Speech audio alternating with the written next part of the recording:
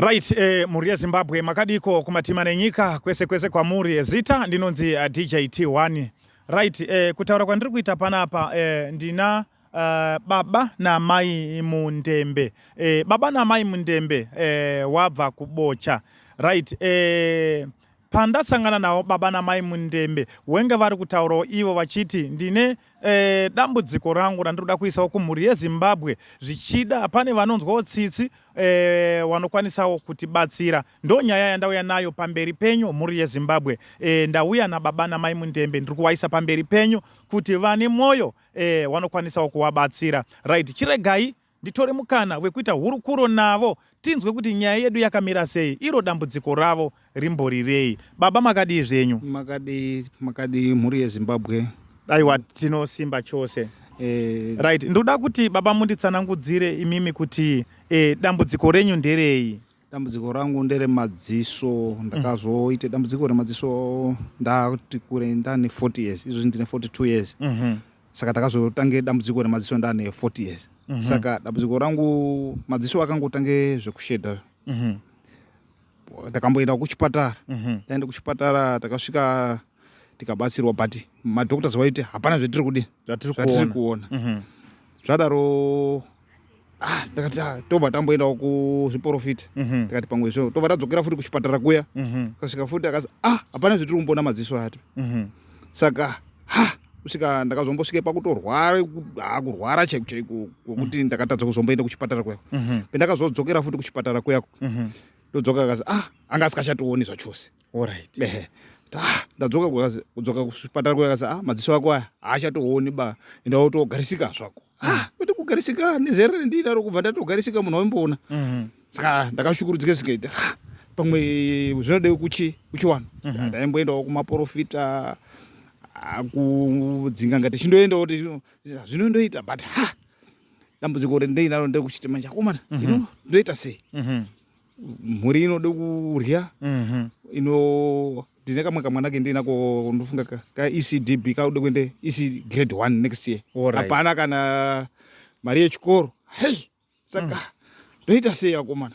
Saka ndakutsvakawo rubatsiro kuwana weZimbabwe.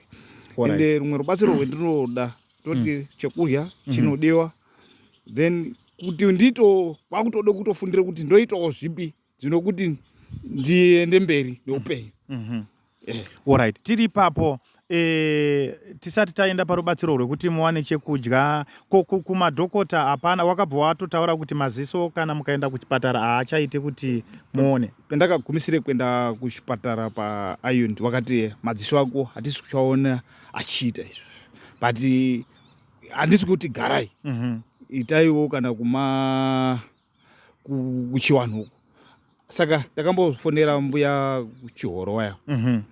Tikati tine dambudziko remadziso rakadai kazi kana muine $150 uyai. Saka dambudziko remari panenge pasina mari. Alright. Aiwa, tinotenda, tinodaira kuti mhuri yeZimbabwe vari kunzwa kutsanangura kwenyu. Alright, ngatitarise isisu musati mapinda imimi mudambudziko rekurwara nemaziso. Maishanda? Ndaimboshanda. Ndaishanda ndaiwaka. Ndandiri buried. Alright. Saka kusvika pari zvino kubva mane nguva yakareba sei muchirwara nemaziso? Kubva 2021 kusvika izvozvizvi. Ndofunga ndakuti 2 years ndisingaoni. Alright. Saka kubva pa 2021 pa 2 years apa muri kurarama sei nemhuri muri kumba imimi muchaende kubasa? Pakaipa baba.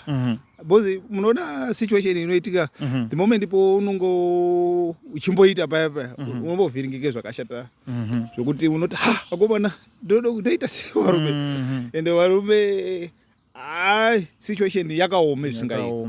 Ende munhu kuti azvitambire futika zvinononoka kutambirika. Seizvo zvizvi petakudzokera kuti akomana ndakufungawo zvekuda kuzoita ka. Ende kuti utaurire munhu zvinononoka futi kutambirwa. Tarume ora dambudziko rauya rume ndo zvarari asi ndakufunga kudai zvakutozi kuite gare pasi akubva ndirekagarawo here makore acho. Makore ndo anenge kushindirwa so takomana Alright, aiwa tinotenda. Saka izvozvi ngatichitarisei baba, rubatsiro rwatiri kunyatsa kuda nderwei? Muri kuda chii mimi? Muda rubatsiro rwakanyatsa kuita sei rwamuri kufungidzira kuti mimi mukabatsirwawo nemhuri yeZimbabwe zvinogona kufamba zvakanaka? Right, toti pakutanga handikapa mamboti zvenyu iri nyaya yechikafu tombomira ipapo. Aiwa, hatina kuti tomira. Toda rubatsiro rwamuri kuda. Chikafu icho chocho tochida. Zvekupfekawo toti nekamwana kanguwo kuti kaendawo kuchikoro.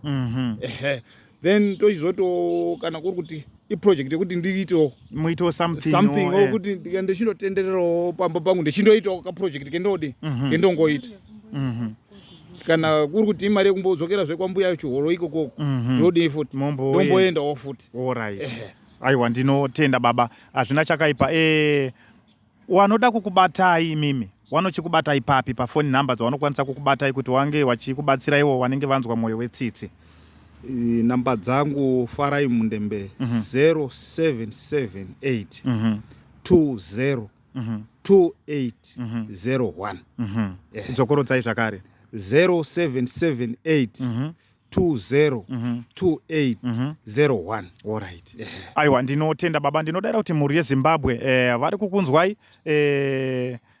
wane mwoyo. Hatoziva kuti aiwa sisi vana veZimbabwe tinobatsirana, chawira inini chawira uyo, chawira uyo chawira inini. Saka tinodaira kuti aiwa mhuri yeZimbabwe vari kukunzwai. Chiregai ndimbokurukura namama ndimbonzwe zvishoma. Alright, swederai uku ndigare panapa. Alright. Mama makadi zvenyu? Nofara hedu makadiwa. Ndoda kuti musimudze voice zvakanaka kuti ndinyatse kukunzwai. Munofara here amai? Nofara hedu. Aiwa tinosimba. Mama ndoda kuti munditsanangudzire imimi kuti pakatanga kurwara baba imimi semunhukadzi makazvitambira sei? Mazuva ekutanga zvakambondinetsa, asi izvozvi zvandazvigashira zvamuropa. Alright. Nekuti kune vamwe madzimai ndichikutarisai ndiri kuona kuti muri mudzimai wechidiki, ende vamwe madzimai anogona kuti ndingakwanisi here kukunda dambudziko rakadai. Umwe anobva atosiya murume ari ega, saka ndabvunza kudaro. Saka izvozvizvi kusvika pari zvino amai, dambudziko ndambotaurawo nababa, dambudziko riripo ramakanyanya kutarisana naro nderei? Ndere kushaya chikafu nekuti mwana wechikoro aende kuchikoro. Nekuti wacho titsvagawo mari yekuti timboenda kuna gogo chihoro kuti abatsirwe pamwe zvingaita. Alright. Right. Zvichida patori nevamwe vari kukuona izvozvi vanogona kuti sisi togona kubatsira dambudziko iroro richidini richipera. Tinodaira kuti vanhu ivavo tinovada, nekuti nyaya iyi tiri kuitora tiri kuisa maoko emhuri yeZimbabwe kuti vanodawo kubatsira nechawainacho. Kana vamwe vanogona kuonana chiremba, kuonana mazvikokota kunzewo kwanokwanisawo, vanonzwawo mwoyo kuti weduwe inini ndinoda kuti ndimboonewo babawo, makasununguka kuvabata. Namba ndinodaira kuti vakupai. Pane mamwe here mashoko mama amuruda kuti mhuri yeZimbabwe iziwe tisati tabva panapa? Hapana, tizvazvo.